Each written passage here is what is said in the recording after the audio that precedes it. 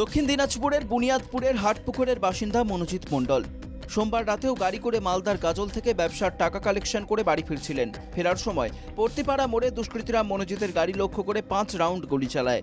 ব্যবসায়ীর গলায় ও পিঠে গুলি লাগে। মনোজিৎ পড়ে গেলে তার কাছে থাকা প্রায় 3 লক্ষ টাকা ছিনিয়ে নিয়ে পালায় দুষ্কৃতীরা। চারজন ছিল। আপনি কিসে ছিলেন? আমি 4 চাকায়।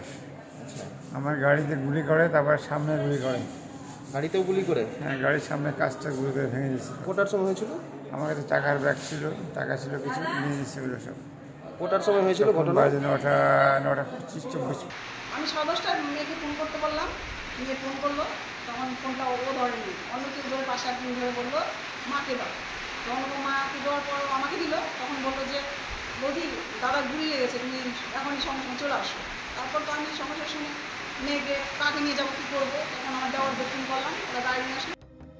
গুরুতর জখম ব্যবসায়ীকে রাতেই গাজল গ্রামীণ হাসপাতালে নিয়ে আসা হয়। সেখানে প্রাথমিক চিকিৎসার পর তাকে মালদা মেডিকেল কলেজে পাঠানো হয়, কিন্তু অবস্থার অবনতি হওয়ায় মনোজিৎকে পাঠানো হয় কলকাতায়।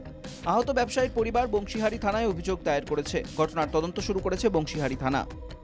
শুটিং এর ঘটনা হয়েছে। একটা মনোজিৎ মণ্ডল নামের লোককে ছিনতাই, ওর কাছে কিছু টাকা ছিল, ছিনতাই করে ওর উপরে 2 রাউন্ড ফায়ার করা হয়েছে।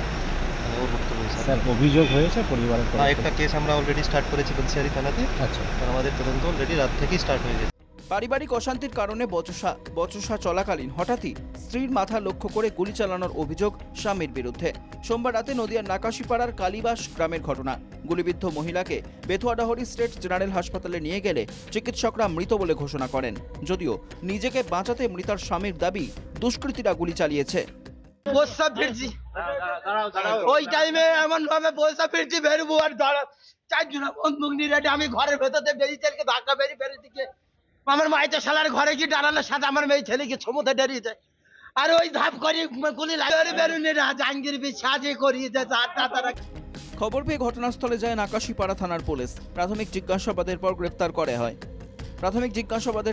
করা হয় মৃতার স্বামী হায়দারকে। Bureau report, NK TV Bangla.